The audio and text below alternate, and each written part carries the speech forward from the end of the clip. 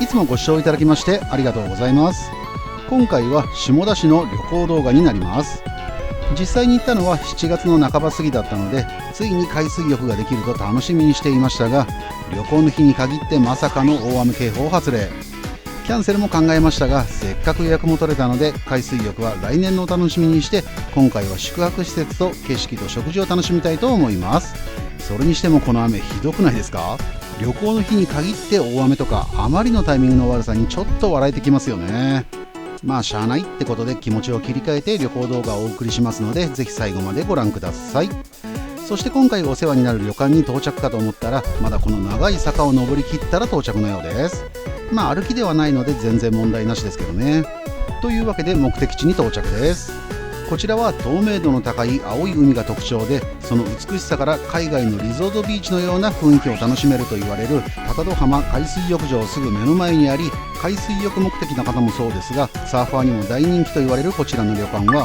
下田市木佐美にあります伊豆下田温泉下田大和館さんです。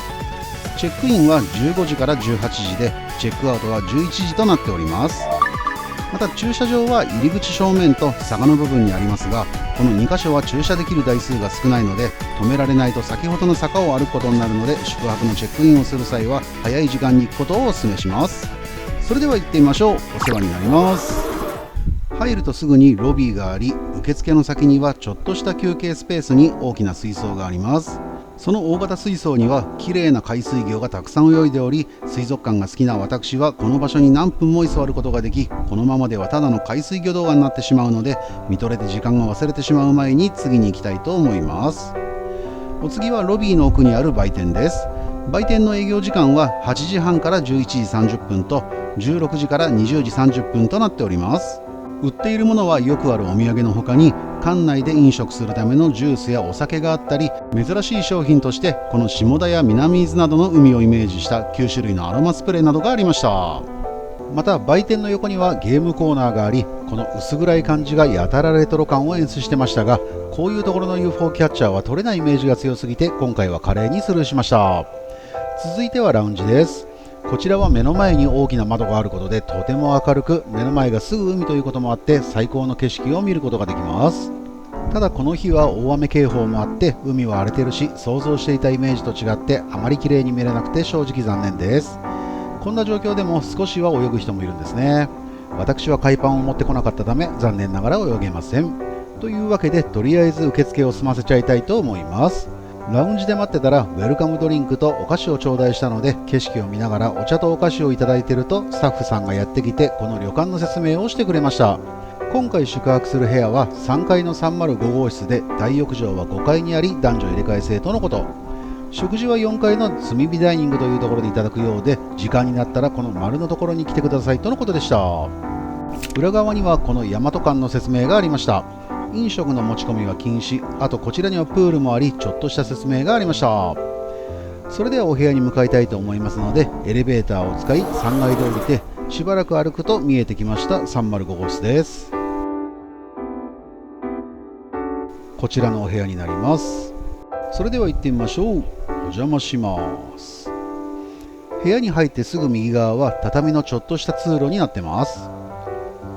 正面はフローリングとなっており、こちらは玄関なのでここで靴を脱いで奥に向かうと、広縁には座るというよりは寝転がって使うのか分かりにくい長椅子に小さなテーブルがあり、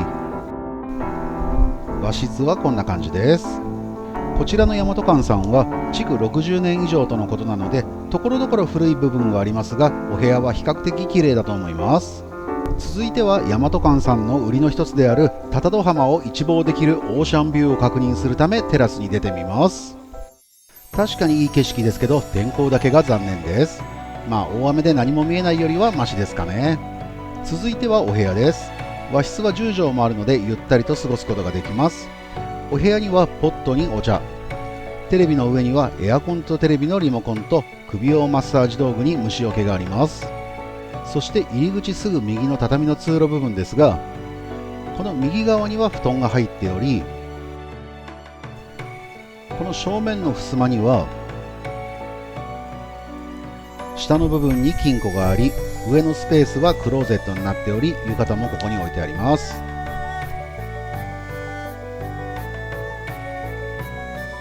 そしてこの右側の扉はトイレになってます。トイレはウォシュレットとなっております。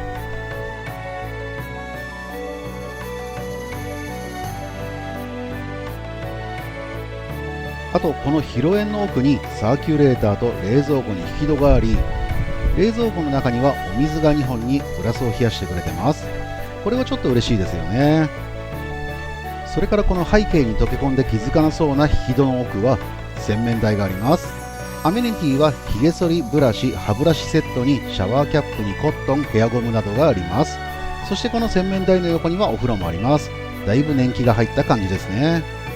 あとテラスには椅子と小さいテーブルがあり、綺麗な景色を眺めながらお酒を飲んだら最高なんでしょうね。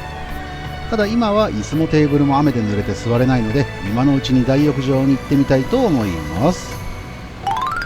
5階の大浴場に到着です。スマホカメラの持ち込みは禁止なので、撮影は一度ここで中断します。ちなみにこの階段沿いにある小さな絵は売り物となってます。なかなかインパクトのある絵も多かったですよ。そしてお風呂の様子は大和館さんのホームページより引用させていただきました。大浴場からも多々戸浜を一望できます。露天風呂からだとさらに高い位置から一望でき、最高の温泉を堪能しました。気づいたら雨も止んだっぽいので、せっかくなので多々戸浜へ散歩に行きたいと思います。この日はまだ空室があるみたいですね。大雨警報でキャンセルでも出ちゃったのかな。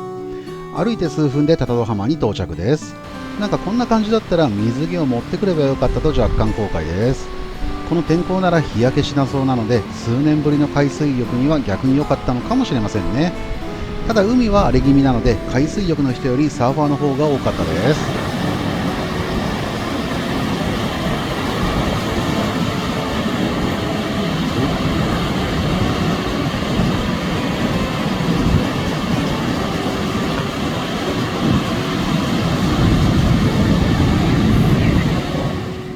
サーファーにとっては最高のコンディションなのかもしれませんね。海には入れませんでしたが、良いものが取れて満足です。あとこちらは裏から直接旅館に戻れるので、今度はこっちから戻りたいと思います。裏から戻るとすぐにプールがありました。滑り台付きのプールに普通のプールがあります。海は荒れてて微妙ですが、雨も止んでるし、ここなら水着さえあれば問題なく遊べましたね。あと完全に取り忘れちゃったんですけど、裏から戻る時の通路にサーフボードを置く部屋があったりして、サーファーに大人気な宿というのも納得できました。そしてラウンジに戻りちょっと休憩します。なんだか魅力的な案内があったので早速注文。2杯目以降はさらに安くなるみたいです。というわけで生ビール660円です。こうやって昼間から優雅に飲めるのも旅行の醍醐味ですね。あんた高確率で昼から飲んでないと思ったそこのあなた、そんなことはないですよ、多分。というわけで夕食の時間が近づいてきたので一度部屋に戻ります。少し休憩したところでそろそろ4階の食事どころに向かうかなと思ってたら、夕食の伝統の若い席の磯貝席です。最初にラウンジで説明を受けた時には4階で食事と聞いてたのですが、なぜかは分かりませんが部屋食だったようです。そして気になるお料理は選べるメインにマグロやサーモン、白身魚にイカそうめんなどのお刺身数種類にもずくに前菜3種があります。全体を見るとこんな感じになってます。そして左上のメインの部分ですが、お肉料理でお願いしました。火をつける前はこんな感じです。和牛の良いお肉をお野菜とともに蒸し焼きにしていただきます。完成するとこんな感じ。お肉は最高の出来。お野菜は少し早かったかもしれませんね。それではお肉を一つ取ってみます。柔らかすぎず硬すぎずといった感じで、油の乗り具合と火の通り具合がちょうどよく、口の中でとろけてなくなる美味しさです。また専用のソースにつけて食べるとさらに美味しさが倍増します。また一緒にあるお野菜もお肉の脂を吸ったことで旨味が増し、最高に美味しかったです。また選べるメインのもう一つは伊勢海老鍋にしました。先ほど同様蓋をしてしっかりと煮込んで完成です。伊勢海老のプリッとした食感がとても美味しく、伊勢海老自体の旨味と香りがスープに溶け込み、こちらも最高に美味しかったです。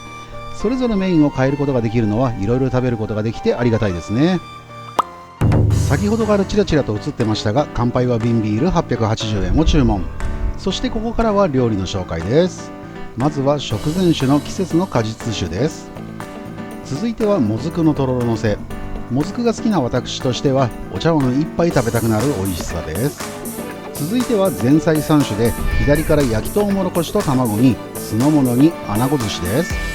続いてはお作りで、イカそうめんに白身魚にサーモンにマグロなど鮮度抜群で美味しいお刺身があり、醤油もわさびと生姜を用意してくれてあるので、いろんな味を楽しむことができました。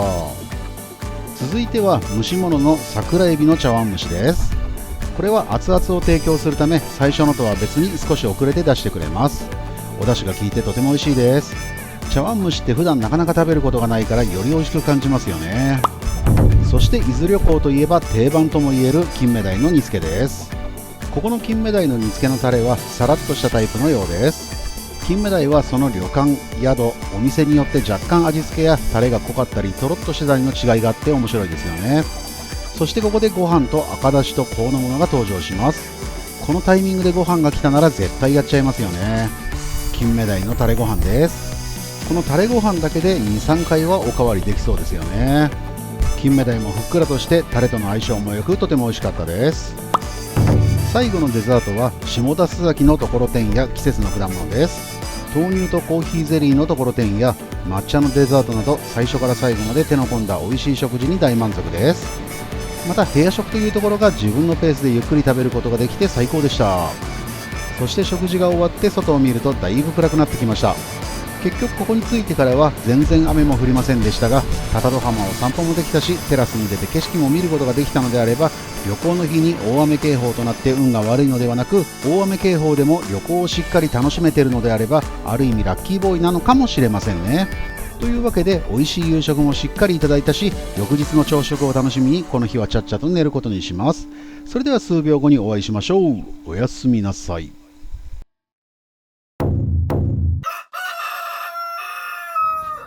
おはようございます。毎度のことですが、早く寝すぎて起きるのも超早い竹千代です。前日はちょっと疲れてたんでしょうね。いつもの旅行動画と比較すると今回はよく寝れた方だと思います。と言っても早く起きてもやることもないし、とりあえず外の様子を見てみたいと思います。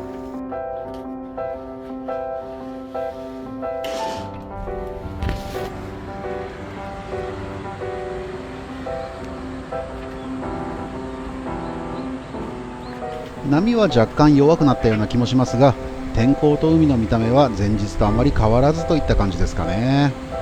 このテラスの椅子が濡れてなければここでゆっくりコーヒーでも飲みたいところですが、今のところまだ椅子には座れそうもないので部屋に戻ります。そしてせっかくなので朝食前に男女入れ替わったお風呂にでも今のうちに入っていきたいと思います。船の形をした泡風呂などがあり、なかなか良かったです。それでは朝食の時間までこのよくわからない椅子に横になり、料理の到着をお利口さんにして待ちます。運ばれてきました和朝食です。朝食は熱々を維持している干物に、ご飯のお供となる小鉢4種に、新鮮野菜のせいろ蒸しに、デザートのヨーグルトに、せいろ蒸し用のソースに、海苔にわさび漬けにかまぼこと、スクランブルエッグに香の物にお茶とご飯とお味噌汁になります。全体で見るとこんな感じ。結構ボリュームがありますよね。干物は塩加減もよく熱々を維持しているので、ふわふわな身は最後までずっと美味しく、続いてはせいろ蒸しの新鮮野菜ですが、ソースとの相性が良く、これも美味しかったです。続いてトロトロのスクランブルエッグに、ご飯のお供となる小鉢が4種類。おかわりすればいいものを毎度わざわざ作る山盛りご飯。ご飯が進むおかずが多く、ご飯もおかわりしちゃいました。そしてお味噌汁でほっと一息。最後にデザートのアロエヨーグルトも美味しく、最高の朝ごはんになりました。食後はテラスで休憩します。帰る直前になってようやくテラス席に座れるようになりました。そして日が出たことで海も少し綺麗に見えてます。帰り際にフロントの方に話を聞いたら、今日は波が大きいので砂が舞い上がり、この感じでもあまり綺麗に見えてないとのこと。ぜひ綺麗な多々戸浜を一度見てみたいもんですね。ちなみに多々戸浜が綺麗な時はこんな感じみたいです。確かに波もなく海もすごい綺麗ですよね。ということでチェックアウトの時間が近づいてきました。ちなみに今回の宿泊費は1泊2食付き150円の入湯税込みの2名で33,300円、1人当たり入湯税込み16,650円ですね。ラウンジのビールと部屋食の瓶ビールの合計1,540円、事前予約の宿泊料金に対して 10% の割引が適用されマイナス3,300円、残りの金額をクレジット払いにしているので、当日の支払いは生ビールと瓶ビールに入湯税2人分の合計1,840円となりました。せっかく泊まりで遊びに行くなら賢く割引を使ってお得に宿泊すれば、浮いたお金で翌日のランチをタダにすることも可能ですし、逆に割引分を使ってちょっと奮発したランチを食べることもできるかもしれませんね。海が好きで1日に何度も泳ぎたい方、綺麗な海をぼーっと眺めて癒されたい方、サーフィンが好きで宿泊施設を出てすぐに波に乗りたい方、ただ単純に美味しい料理を味わいたい方はぜひこちらの大和館さんに宿泊されてみてはいかがでしょうか。いつも最後までご視聴いただきましてありがとうございます。この動画が少しでも参考になったとか面白かったと思っていただけたのであれば、チャンネル登録やグッドボタンを押してもらえたりコメントなどいただけると嬉しいです。それではまた次回の動画でお会いしましょう。お世話になりました。